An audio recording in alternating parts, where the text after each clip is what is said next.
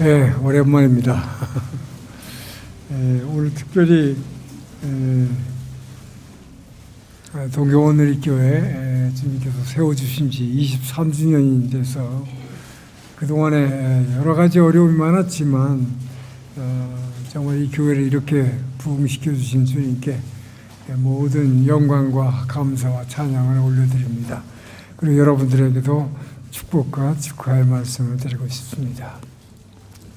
자, 이렇게 교회를 세웠다, 새로 시작했다, 이거를 23주년이 됐다는 것을 기념하는 목적이 뭘까요? 그 당시에 처음에 가졌던 우리의 신앙의 자세, 그 자세로 다시 돌아가자 하는 것을 그날을 좀 기억하면서 그때의 그 자리, 그때의 그 마음가짐으로 돌아가자, 이런 정신 때문에 우리가 창립일을 기념하는 것이죠. 이와 마찬가지로 오늘 23주년을 맞이해서 여러분과 말씀을 나누고자 하는 것은 우리 신앙의 기본으로 돌아가자 하는 것이죠. 그래서 여러분을 신앙의 기초로 초대하고자 합니다. 특별히 여러분이 너무 익숙한 다윗의 시편 23편 말씀, 이 말씀을 오늘 그 의미를 다시 한번 묵상하면서 저와 여러분이 목자 되신 하나님이 왜 저와 여러분을 푸른 초장과 쉴만한 물가로 인도하시는지, 그 목적이 무엇인가 분명히 그 마음에 새기고 날마다 이 말씀과 기도의 자리, 그 기도의 자리가 오늘 본문 말씀에 보면 결론에 아버지의 집이라고 얘기하고 있어요. 푸른 초장과 쉴만한 물가가. 주의 전 아버지 집을 향해서 날마다 달려가기로 결단하는 시간 되기를 주의 이름으로 축복합니다. 자, 먼저 1절, 2절 다시 한번 함께 읽겠습니다. 자, 시작. 여호와는 나의 목자시니 내게 부족함이 없으리로다. 그가 나를 푸른 불밭에 누이시며 쉴만한 물가로 인도하시는도다. 자, 여러분, 다윗이 어때서 이렇게 이런 고백을 했다고 생각하십니까? 다윗이 13년간이나 사울의 칼에 쫓기면서 엄청난 고난 가운데 광야 생활을 했는데 이제 통일 이스라엘의 왕이 돼서 모든 것이 부족함이 없고 모든 것을 다 채워주는 그 왕이 되었기 때문에 이 고백을 했다고 생각하십니까? 실제로 시편 23편을 쓴 배경은 전혀 그렇지 않아요. 거꾸로인 것이죠. 다윗은 가장 힘든 시기에 이 고백을 한 것입니다. 여러분, 시편 150편은 전부가 기도입니다. 구약시대 인물을 통해서 성령께서 감동으로 기도한 것이죠. 자, 그러면 다윗이 어떻게 이런 기도를 하게 되었는가? 다윗은 이 당시에 이 시편 23편의 배경에 대해서는 신학자들 간에 두 가지 의견이 있어요. 다윗이 사울의 칼에 쫓기던 광야 시대에 모든 것이 부족한 시대에 이 고백을 했다, 이 기도를 올려들었다 하는 거하고, 또 하나는 그것이 아니고 자기가 큰 죄를 졌죠. 죄를 짓고 나서 그 벌로 하나님이 아들 압살롬이 반란을 일으켜서 비가 부슬부슬 이렇게 내리는 가운데에서 자기가 지은 그 커다란 다윗의 궁전에서 눈물을 흘리며 비 맞으면서 맨발로 기드론 시냇가를 건너서 피난길에 오르는 이 모든 것이 부족함, 그런 상황 가운데에서 이 하나님께 이 고백을 드렸다, 이 놀라운 고백을 드렸다, 이것이 신학계의 정설로 되어 있습니다.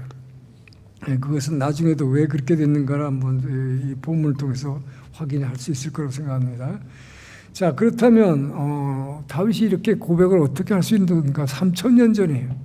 예수님이 이 땅에 오셔서 십자가를 지고 부활하셔서 여러분의 속에 목자 되신 주님이 이 안에 성령으로 임재하시기도 전에 이미 구약 시대에도 성령의 활동은 있었어요.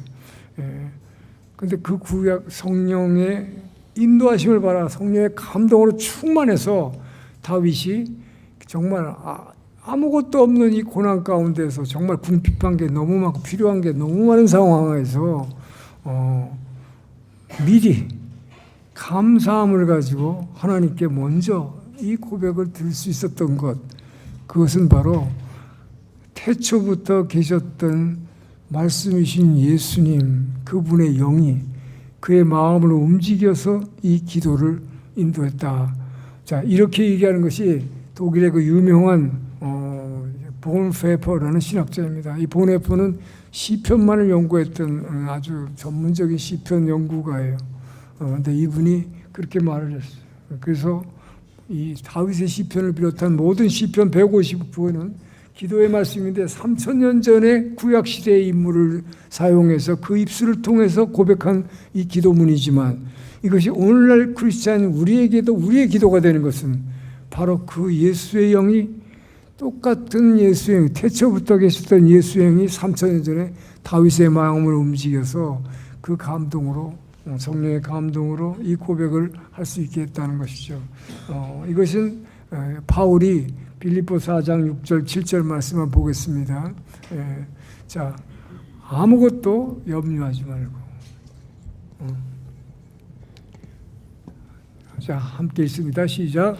아무것도 염려하지 말고 다만 모든 일에 기도와 간구로 너희 구할 것을 감사함으로 아뢰라. 그리하면 모든 지각에 뛰어난 하나님의 평강이 그리스도 예수 안에서 너희 마음에.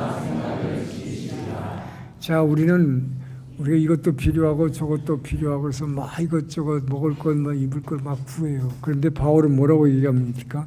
그렇게 해서 우리 마음이 불안하고 우리가 참 이게 심란해서 막 어쩔 줄 모를 때에 바울은 아무것도 염려하지 말고 모든 일을 미리 감사함을 가지고 그것을 하나님께 그 소원을 가지고 아뢰드리라. 감사함을 가지고 내 필요가 이미 채워졌음을 미리 감사하라는 거죠.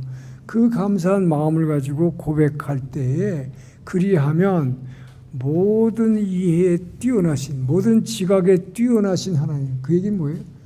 우리의 상상을 뛰어넘는, 우리의 생각을 뛰어넘는 그분의 평강, 그분만이 줄 수 있는 평강이 여러분의 마음을, 생각과 이 마음을 지켜주시리라. 아멘. 자, 그렇기 때문에 다윗은 바로 그 예수의 영의 성령의 인도하심을 받아서 3000년 전에 이런 고백을 할 수 있었다 하는 것이죠.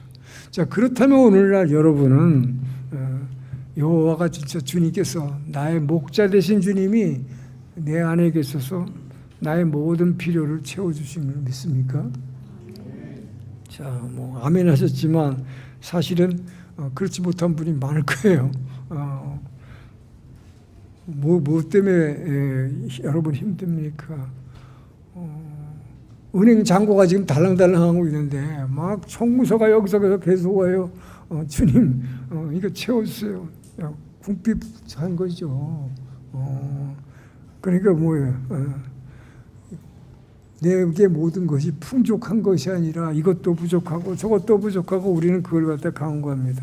자, 그러면 왜 우리는 이런 고백을 하고 있는데 다윗은 이미 여호와께서 나의 목자 되심으로 나를 푸른 초장과 쉴만한 물가로 인도하시고 있기 때문에 나는 모든 것이 부족함이 하나도 없습니다. 자, 이 고백이 가능했을까요? 그것은 다윗은 첫째, 하나님께서 목자 되신 주님이 왜 나를 푸른 초장과 쉴만한 물가로 인도하시, 우선 그 목적을 분명히 알았다는 거예요. 그 목적을 단지 깨달았을 뿐만 아니라 그 목적을 실천하며 살았다는 것이죠. 그 목적이 뭘까요? 여러분, 목자가 양을 푸른 초장으로 인도하고 쉴만한 물가로 인도하는 게 왜 그랬을까요? 우리는 푸른 초장 그러면 뭘 생각해요? 캘리포니아에가 아주 푸른 풀밭을 그린그랬어 생각해요. 그거 막 누워서 쉬기 좋은 거, 진짜 쉴만한 물가, 야, 경치 좋네. 여기 아주 물도 좋고 경치 좋고 푹 쉬자. 우리는 그런 쉼을 먼저 생각해요. 그러나 여러분, 목자의 일차적인 관심이 뭐예요? 목자가 양을 지금 돌보고 있는 첫째 목적이 뭐예요? 먹이는 거잖아요. 먹여 살리는 거예요. 목자가 푸른 초장으로 인도하는 것은 푸른 풀을 먹게 하기 위한 것입니다. 자, 여호와는 나의 목자시니 내게 부족함이 그가 나를 푸른 초장으로 인도하신다고 설명을 하니까 여러분은 진짜 푸른 초장을 생각하는데, 다윗이 목동 생활을 했던 유다 지방은, 유다는 광야가 엄청 넓게 퍼져 있어서 거의 광야지대예요. 광야라는 건 뭐예요? 풀과 풀이 없는 곳입니다. 그렇기 때문에 목자는 원래 한 며칠만 양들이 풀 뜯어먹으면 풀이 다 없어져 버려요. 그렇기 때문에 목숨 걸고 나서서 다음에 목초지를 찾아다녀야 돼요. 푸른 초장을 찾아내요. 막 푸릇푸릇한 푸른 초장이 아니에요. 듬성듬성 있는 사실 그런 곳입니다. 그걸 찾아서 또 안내하고 한대요. 뭐하러 그쪽으로 임합니까? 먹으라고, 풀 먹으라고. 그게 뭐예요, 여러분? 목자가 여호와는 나의 목자시니 부족함이 없으리라고 고백한 것은 그분이 나를 푸른 초장으로 인도해서 먹게 하시려고 하는 것을 분명히 목적을 깨달았기 때문에 그것을 먹었더래요. 자, 그러면 저와 여러분은 주님이, 목자 되신 주님이 여러분에게 필요한 양식, 먹을 것, 입을 걸 다 풍부하게 공급하고 계시면 믿습니까? 목자니까. 자, 그래서 여러분은 솔직히 삼시세끼는 잘 챙겨 먹죠, 그죠? 근데 다윗과 다른 점이 뭘까요?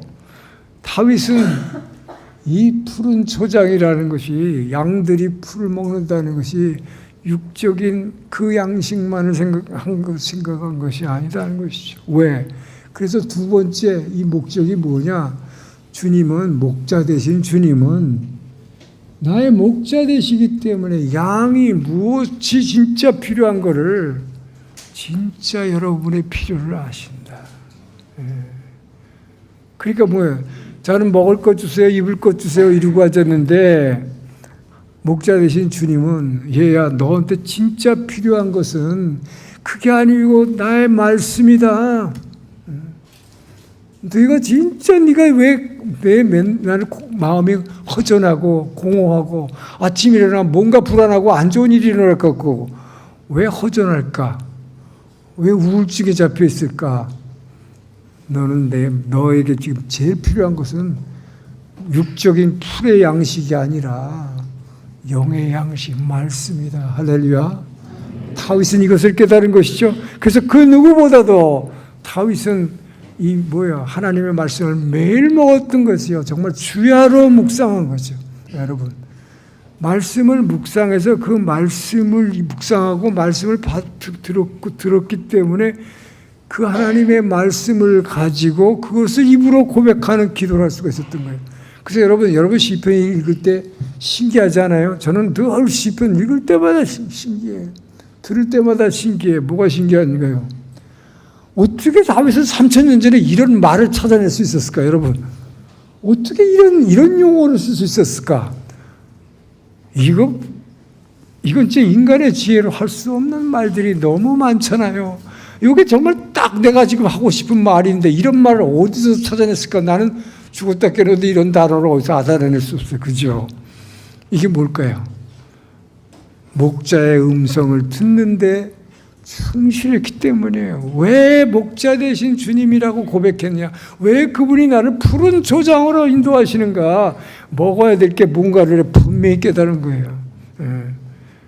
물론 풀 먹이시기 위해서지만 그보다 사람이 떡으로만 살 것이, 빵으로만 살 것이 아니요. 하나님의 입술에서 나오는, 매일 입술에서 나오는 말씀으로 살 것이라. 할렐루야. 다윗은 그 목적을 분명히 깨달은 거예요. 그랬기 때문에 목자 되신 주님이라고 고백을 한 거예요. 그래서 그분이 나의 필요를 가장 잘 아시는. 자, 그러면 그 목자 되신 주님은 나의 필요가 그 육의 양식 대신 영의 양식의 말씀을 듣는 것. 자, 그것뿐만이 아니에요. 또 하나가 있습니다. 그 실만한 물가로 인도하신다는 거예요. 쉴만한 물가도 우리는 생각하기를 경치 물 좋은데 호숫가 우리는 이런 걸 생각하지만 그래서 먼저 쉬는 걸 우리는 먼저 생각해요. 그러나 쉴만한 물가에 물이 있는 곳으로 인도하는 목적이 뭡니까? 아까 풀을 먹이려고 한 것처럼 이 생수를 마시라고 인도한 거죠. 쉴만한 물가로 인도한다는 것은 너희는 생수니까 너희에게 진짜 생수다. 이걸 반드시 마셔야 된다는 거예요. 그러니까 이 생수를 마셔야 된다는 목적을 분명히 알고 다윗은 생수를 마셨어요. 그런데 이 생수가 뭘까요? 이 생수가 무엇인지를 예수님이 우리에게 분명히 말씀해 주십니다. 요한복음 7장 37절에서 39절 말씀을 함께 읽습니다. 시작. 명절 끝날 곧 끝날에 예수께서 서서 외쳐 이르시되 누구든지 목마르거든 내게로 와서 마시라.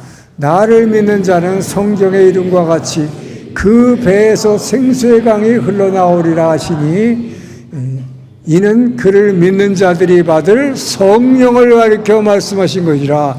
예수께서 아직 영광을 받지 않으셨으므로 성령이 아직 그들에게 계시지 아니하더라. 자, 예수님이 아직 십자가를 지시기 전이잖아요. 지금 공생의 기간 중에 초막절이에요. 초막. 이스라엘이 광야 40년 생활을 기념하기 위해서 모두들 지금도 그렇지만 초막절이 되면 일주일 동안 베란다에다가 텐트를 치고 살아요. 이 초막절에 이라는 게 광야에서 물이 귀했을 때잖아요. 그래서 그 물이 무엇인가 하는 거죠. 이 생수를 마시는 것이 무엇인가 의미를 예수님이 직접 이 초막절의 명절 끝날 그 큰 날에 성전에서 외쳐 가라사대 나를 믿는 자는 내 배에서 생수의 강이 넘쳐르라. 아나타노 고코로는 옥구소 고카라 이게루 미즈노 카와가 나가레데로. 일본말이 아주 훨씬 정확하게 설명하고 있어요. 너의 그냥 나를 믿으면 내 배에서 생수의 강이 흐르는데 우리말이 좀 애매해. 일본말이 뭐래요? 너의 마음속 깊은 옥구속구에서 이 생수의 강이 물컹 넘쳐 흘러나는 이 강물이 돼서 흘러넘쳐라리라. 그냥 예수 믿습니다. 아멘 하니까 그렇게 되나요? 자, 여러분 어떨 때 이 생수의 강을 체험합니까? 어떨 때 목자 되신 주님이 여러분을 진짜 나를 이 쉴만한 물가로 인도하셨다는 게 체험이 됩니까? 그냥 이것은 말씀을 들을 때만이 아니에요.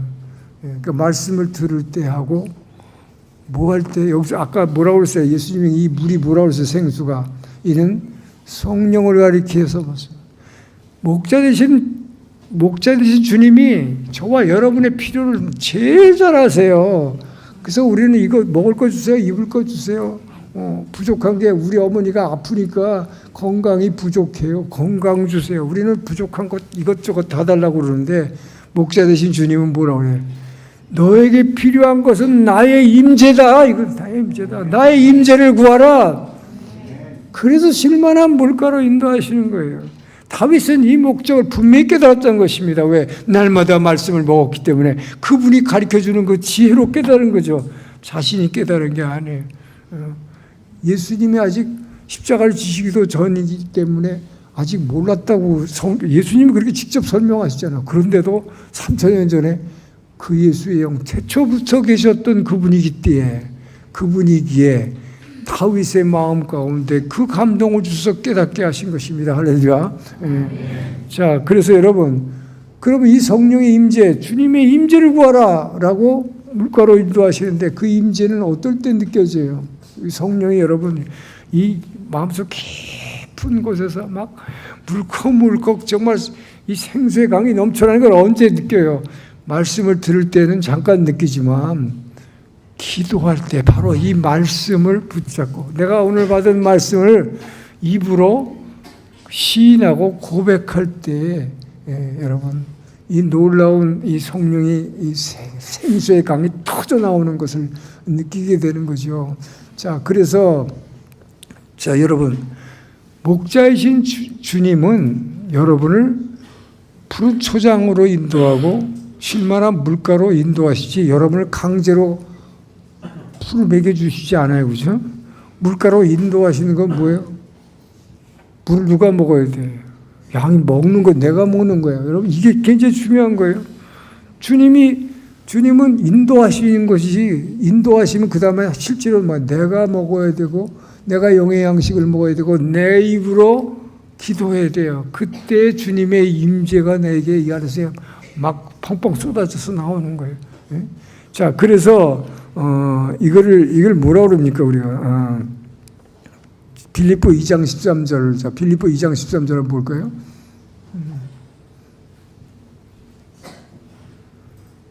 자, 함께 있습니다. 시작. 너희 안에서 행하시는 하나님이시니 자기의 기쁘신 뜻을 위하여 너희에게 소원을 두고 행하게 하시느니. 자, 너희 안에서 행하시는 이는 하나님이시니. 자, 성령님이 여러분께 역사하시는 걸 이렇게 얘기합니다.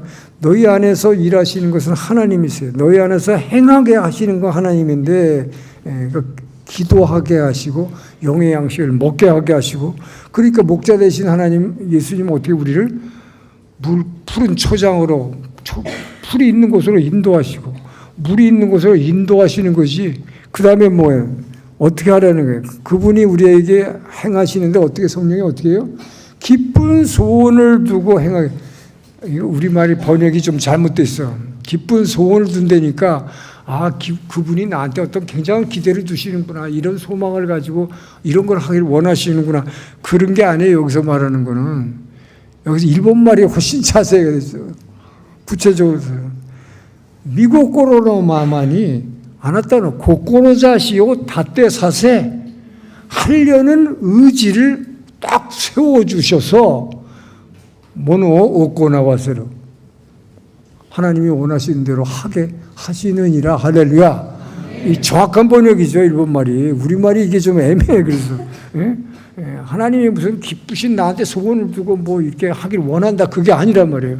구체적으로 성령님이 여러분의 임재하시면 여러분의 마음속에 하려는 의지를 딱 세우시고 결단하면 그거를 오코나와세로 모노코토 오코나와세로 지가라와다해로. 할렐루야.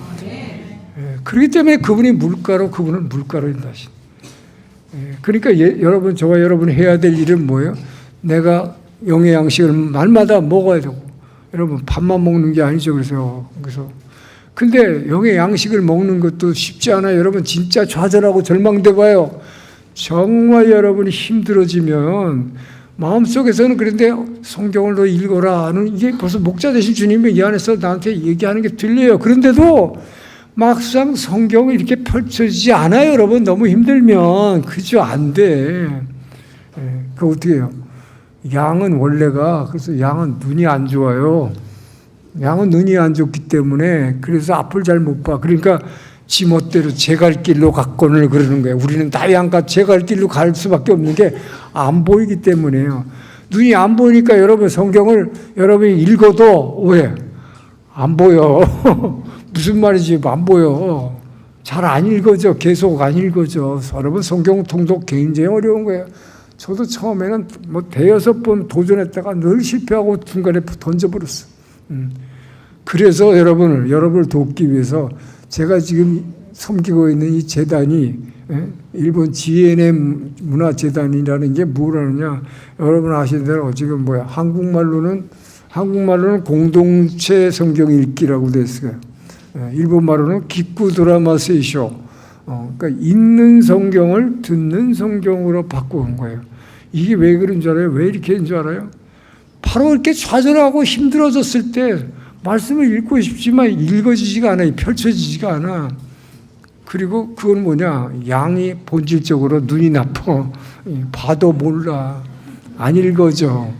그래서 듣게 만드는 거예요. 그래서 로마서에서 뭐라 그랬어요? 믿음은 읽는 것에서 나며라고 돼 있지 않아요? 믿음은 들음에서 나며. 듣는 것은 무엇을 듣느냐? 그리스도의 말씀이라.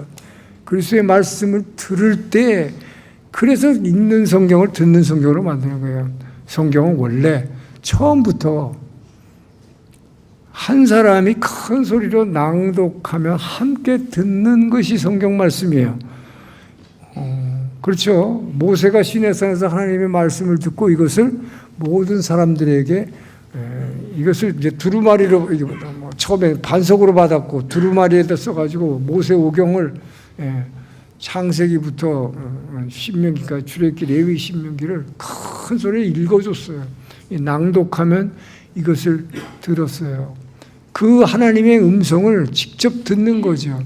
여러분 제가 그래서 유대인 회당을 최근에 4월 초에 뉴욕 갔을 때 회당 안식일 예배에 한번 참석해봤어요. 유대인들은 어떻게 예배 드리는지 토요일날 그 사람들 토요일날 예배 아침 9시부터 거기다 9시 예배가 9시에서 11시, 10시 반 1시간 반 예배 드리는데 제가 놀란 것은 그 사람들은 시편을 처음에 15분 동안 기도를 하면 다 일어나요. 시편은. 그럼 시편은 원래 노래입니다. 노래로 막 앞에서 이 랍비가 시편을 막 낭독해요. 음정을 붙여가지고 그러면 같이 그게 기도문이기 때문에 여러분 시편이 그냥 듣는 게 아니에요. 그 기도문을 들으면서 같이 함께 간절히 기도하는 것입니다. 여러분들 진짜 기도할 때 은혜롭게 기도하면 어떻게 돼요? 간절히 기도하면 막 이렇게 되죠. 우리가 기도할 때 이렇게 돼요. 자기 다 모르지만 유대인들 보세요. 막 이러면서 기도하니 시편을 낭독할 때 그 본문을 가지고 같이 기도하는 거예요. 자, 그리고 나서 이 사람들 1시간 반 예배가 어떻게 구성되는지 지금 얘기하는 거예요. 시편 15분 기도하고 나서 시작하는 기도, 들어가는 기도 15분, 그러고 나서 모세 오경, 창세기부터 신명기까지 그날의 말씀을 30분간 듣는 거예요. 제가 간 날은 레위기를 읽었어요. 레위기를 큰 소리 낭독하는데 거기도 음정을 붙였어요. 왜요? 신명기 10장에서 하나님 모세에게 설명했어요. 시편 1편에서 뭐라고 보면 복 있는 자는 어떤 자라고요? 하나님의 말씀을 날마다 묵상한다. 묵상이라는 게 그냥 생각이 아니에요. 여러분 생각이라고 해요. 하나님의 말씀 일본말 제가 오늘 자꾸 일본말 침소하는데 일본말이 번역이 정확하네요. 가미노미 코토바 마이니치 구찌즈사무가 뭐야? 이 안에서 읊조리는 거죠. 주의 말씀을 들은 말씀을 입으로 시인하는 거예요. 입으로 자꾸 주님 옳습니다. 오늘 제게 시편 23편이 여호와는 나의 목자인 내게 부족함이 없으리라. 이것이 부족함이 진짜 없어서가 아니라 부족함이 없는 게 아니라 환경은 모든 게 부족하지만 목자이신 주님이 나를 푸른 초장과 쉴만한 물가로 위해서 내가 영의 양식을 먹게 해서 내가 기도해서 성령의 임재를 체험하게 하니까 정말 내게는 부족한 게 하나도 없습니다. 주님 임재만으로 저는 충분합니다. 자, 이렇게 여러분이 오늘도 이 말씀을 듣고 이거를 입으로 고백하기 시작해봐요. 이것이 기도예요. 그래서 이게 쉴만한 물가로인다는 것은 여러분이 주님은 바로 그거를 원하시는 거예요. 말씀을 주면 그 말씀을 가지고. 그래서 유대인들이 그래서 시작할 때 이제 시편으로 기도하고 나서 그 다음에 모세오경을 갖다가 30분 쭉 읽으면 그거를 들어요. 그러고 나서 그 다음에 뭐예요? 우리로 맞으면 구약을 먼저 읽고 신약. 그분들의 구약의 핵심은 모세오경이에요. 그걸 읽고 나서 예언서를 읽어요. 그분들은 15분 동안. 그럼 또 랍비가 혼자서 계속 1시간 반을 못 읽으니까 옆에 부목사 비슷한 두 부라바이가 있어가지고 교대로 와서 읽고 이렇게 해요. 그러니까 1시간 동안을 본문 말씀을 읽고, 자, 그리고 나서 30분간 오아리노 이노리 끝나는 기도를 하는데 시편을 30분간 하는데 기도기 때문에 시편을 읽을 때는 다 일어납니다. 일어나서 여러분 30분 동안을 일어나서 기도해요. 그 랍비가 이거를 쫙 시편은 원래 음악이기 때문에 음악에 맞춰서 음악은 저 2층에서 조용하게 이 하프나 이런 걸로 소리가 나오고 여기서 라바이가 큰 소리로 이거를 찬양하는 거야. 그러면 다 같이 그 말씀을 붙잡고 막 간절히 기도하고 때로는 우리는 잘 모르지만 히브리어로 하니까 히브리어로 같이 이것은 같이 노래하자 그러면 노래로 한 구절을 같이 하고 쉐라 합니다. 자, 이렇게 그분들이 말씀을 대하는 자세가 우리하고 너무 달라요. 그래서 그분들 예배는, 유대인들의 예배는 지금도 랍비의 설교는 끝나고 나서 10분밖에 없는데 10분 동안 설교는 해도 되고 안 해도 돼요. 제가 간 날은 안 하는 날이더라고. 목사님이 바빠서 어디 가야 돼서 안 한대. 그러니까 설교보다는 뭐예요? 하나님의 말씀을 직접 듣고 그 시편을 갖다가 그대로 기도문으로 그대로 올려드리는 거예요. 예. 자, 그래서 우리 이 재단에서 여러분이 만든 그 앱을 보게 되면 기쿠드라마 세쇼나 여러분의 한국말 공동체 성경을 보면 읽기 플랜이라는 게 있어요. 읽기 플랜을 보시면 나는 하루에 20분씩 읽겠다. 나는 20분씩 쭉 읽어보세요, 매일. 그리고 일주일에 한 번은 함께 모여서 같이 읽고 그러면 1년 3개월 만에 성경 통독이 가능해요. 혼자서는 중간에 중단해요. 그렇기 때문에 일주일에 한 번은 같이 순모임이라든지 뜻이 맞는 몇 사람에서 같이 확인해 가면서 읽어가는 거예요. 30분 매일씩 읽으면 그러면 10개월 만에 성경을 통독합니다. 45분 매일 읽으면 6개월 만에 1년에 2번 통독할 수 있어요. 여러분 얼마나 놀랍습니까? 여러분이 말씀의 자리로 목자가 인도하실 때 이렇게 말씀을 날마다 먹기를 주의 이름으로 축원합니다.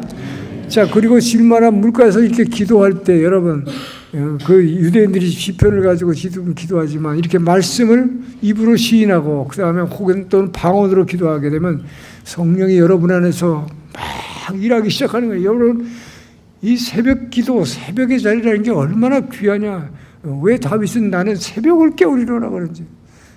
저는 그 새벽 기도의 귀함을 하 목사님이 주일날 이렇게 설교할 때 해외에서 막 들어온 지 지금 3주밖에 안 됐을 때 이렇게 주일 설교 딱 들었을 때 새벽 기도를 통해서 진짜 쉴만한 물가로 인도하시는 그 목자 되신 주님이 내게 뭘 원하시니 나는 기도하기 시작했을 때 처음에는 막 이것 주세요 저것 주세요 뭐 우리 애들 뭐 지혜 주세요 이런 것만 기도하다가 나중에 알게 됐지만 저 성령께서 막 이 안에서 역사하기 시작하니까 막 그냥 이 안에서 그냥 생수의 강이 막 폭발하는 거예요. 그래서 저는 그때부터 지금까지 새벽을 깨우고 있는데 그게 벌써 한 3, 40년 된 것 같아요. 목회할 때도 지금 여기서 저는 동경 온누리교회 하면 이 자리가 제일 기억나는 게 새벽에 여기서 막 소리내서 막 울면서 기도를 했어요. 남들이 보면 어떻게 보면 저 목사님 뭐가 그렇게 후할 게 그렇게 많아서 억울한 게 이렇게 많아서 우나. 그게 아니고 여러분 생수강이 터져서 나오면은 여러분 기도할 때 이 안에서 이 나 같은 죄인에게 하나님이 이렇게 많은 은혜와 축복을 주시는가 그걸 막 이 안에서 감사가 막 넘쳐 흘러나오는 거예요. 막 깊은 곳에서부터 막 물컹물컹하고 생수의 강이 넘쳐 흘러나요. 기쁨이 넘쳐나고 감사가 넘쳐나고 막 찬양이 막 흘러나오는 거예요. 그러니까 아침에 일어나면 이렇게 이거 할 때 이 안에서 찬양이 막 나와요. 전 여러분이 이렇게 여러분 목자 되신 주님이 여러분을 쉴만한 물가로 인도하실 때 이렇게 말씀을 붙잡고 기도하고 방언으로 기도함으로 말미암아 이 생수의 강이 넘쳐 흐르는 이 체험을 하시길 주 여러분 축원합니다. 그때 여러분 안에 있는 모든 어려움, 무슨 원망, 뭐 불평, 뭐 누구를 질투하는 거, 뭐 누구에 대한 부러움 다 사라져버려요. 다 사라져버려요. 정말 그럴 때 여러분 우리 예배 끝나고 나서 찬양하잖아요. 걱정 근심 전혀 없네. 저는 예배 끝나고 찬양할 때마다 진짜 그 마음으로 고백을 해요. 전혀 걱정 근심이 없어요. 왜?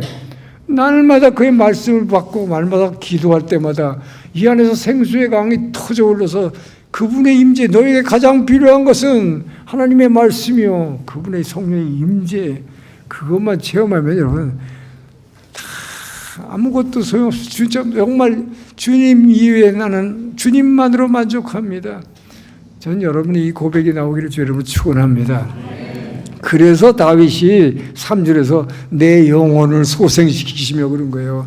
여러분이 절망하고 낙심하고 무엇이 필요할 때 막 정말 죽고 싶을 때 바로 목자 되신 주님이 나를 푸른 초장도 그 말씀을 먹을 때 말씀을 듣고 팍 일어나는 거예요.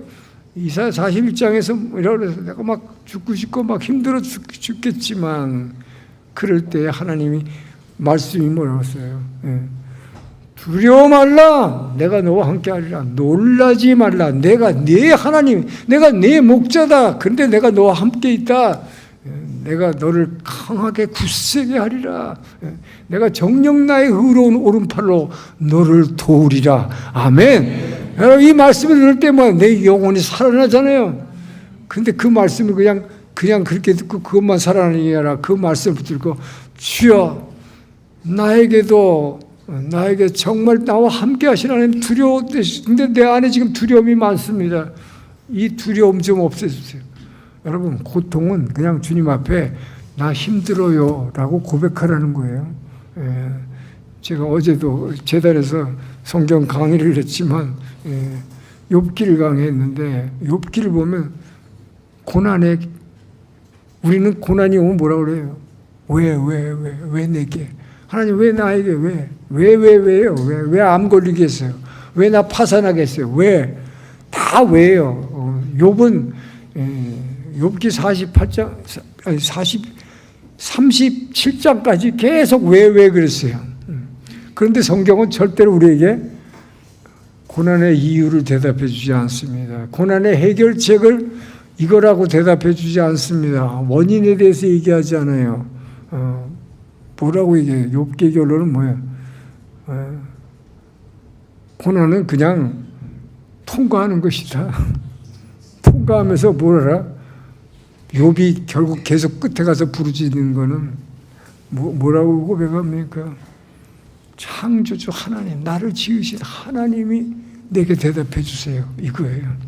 결국 그분의 임재를 구하는 거예요. 이 고통의 과정을 통해서 우리는 터널을 건너면서 그분의 임재를 구하게 되는 거예요. 아무리 친구들이 위로한다고 말했지만 논쟁밖에 안 됐어요. 그것 때문에 욥기가 그렇게 힘들어진 거예요. 30몇 장 동안 37장이나 논쟁으로 꽉 차 있어서 욥기를 힘들면 졸려. 그렇지만 실제 내용은 뭡니까? 그분의 임재를 사모하라. 그분의 임재를 체험하게 하는 방법을 오늘 다윗이 얘기하고 있잖아요. 쉴만한 물가로 초대하시는 목자, 그분의 뜻을 따라 여러분 영원히 소생되기를 주의 이름으로 축원합니다. 그렇게 될 때 여러분이 혹시 잘못해서 양이 제 갈 길로 막 가가지고 음침한 사망의 골짜기에 걸릴지라도 그분의 지팡이가 여러분을 확 낚아채. 지팡이, 유대인들 지팡이 봤죠? 그림으로 된 거예요. 이렇게 끝이 고리가 돼 있어가지고 확 낚아채잖아요. 길에서 벗어나면. 그리고 지팡이를 목자는 가끔가다 땅을 빵땅 쳐요. 이게 소리 들으면 목자는 양은 눈은 안 좋아도 귀는 잘 들려. 청각이 받들어서. 그래서 예수님이 양은 목자의 음성을 알아듣고 목자도 양의 음성 알아듣는다고 그랬어요. 그렇기 때문에 이제 소리를 해가지고 잘못 흘러나갔을 때도 목자가 있는 곳으로 돌아와요. 그런데 우리 말로는 사망의 음침한 골짜기를 걸을 때 주의 막대기라고 그러는데 막대기가 아니라 채찍입니다. 이것도 번역이 잘못됐어. 채찍이에요. 주의 채찍이 나를 안으시는. 카우보이 같은 서부 영화 보면 어떻게 해요? 소가 막 저 멀리 달아나면 어떻게 해요? 말 타고 가서 이 채찍 같은 거 이걸로 휙 해서 휙 채가지고 어떻게 때리잖아요. 때려서도 안 오면 휙 낚아채서 잡아 당기는 거지. 그러니까 어떻게 아파 여러분. 사망의 음침한 골짜기를 걸면 아파요. 주의 채찍이 나를 쳐 돌아오라고. 결국은 뭡니까? 목자는 말씀과 기도의 자리로 돌아오라고 그래요. 자, 그래서 마지막 결론에서 6절에서 내 평생에 주의 긍휼이 여기심과 은혜가 나를 쫓아온다. 주의 선하심과 인자하심이라고 그러는데요. 이 선하심이라는 게 여기서 거꾸로 주의 인자하심, 원어대로 하면 주의 인자하심과 선하심이 나를 쫓아온다고 그러는데 주의 선하심, 인자하심, 이거 뭐야? 언제든지 나를 긍휼히, 주의 일본말로 이츠쿠심이에요. 슈노 이츠쿠심이 또 메구미가 여러분은 하나님의 은혜를 내가 쫓아가려고 그러잖아요. 이거 주세요, 주세요. 내가 막 은혜를 쫓아가고 축복을 쫓아가려고 그래. 그런데 여기서 뭐라고 얘기합니까? 다윗은 내 평생에 하나님의 선하심과 인자하심이 나를 쫓아오리니, 나를 따르리니라고, 따르리니가 아니게 쫓아온다. 여기서 또 일본말이네요. 옷대 구루 되셔. 나를 따라. 아니, 내가 사망한 음침한 골짜기를 헤매고 있는데도 하나님의 인자하심과 하나님의 은혜와 축복이 나를 따라온대. 할렐루야. 이 얼마나 축복이에요. 근데 어떤 사람에게 다윗이 뭐예요? 마지막 고백이 뭐예요? 그래서 6절의 마지막은 목자이신 주님이 인도하시는 푸른 초장과 쉴만한 물가가 어디라는 겁니까? 여호와의 집이야. 내가 여호와의 집에 와 영원토록 거하리라. 나는 아예 여기를 일본말로 이 슈노 이에오 스마이니스로 거기 살겠습니다. 이렇게 고백하잖아요.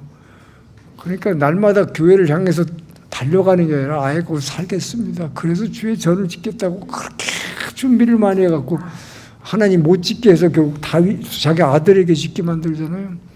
여러분, 주의 성전이 푸른 초장이요 쉴만한 물가, 이곳으로 날마다 여러분 안에 오셔서 날마다 그곳으로 인도하시는 그 주님의 음성을 듣고 주님의 말씀의 음성을 기울이고 그분의 임재를 체험해서 정말 다윗의 고백처럼 내가 주님의 축복과 은혜를 막 달라고 쫓아가는 게 아니라 그 은혜가 나를 막 내가 안 받겠다고 이제 그만 됐어요. 나 이제 그만 주세요. 그런데도 막 쫓아와서 부어주셔. 할렐루야. 저는 이 체험을 했어요. 그래서 걱정, 근심 전혀 없네 찬양이 되는 거예요. 여러분 입으로만 그렇게 하지 마세요. 진짜 걱정, 근심이 사라질 것입니다. 믿습니까? 내일부터 보따리 싸갖고 보따리 싸라는 건 뭐 출근 준비하고 기도의 자리, 예배의 자리로 나오기를 주의 이름으로 축원합니다.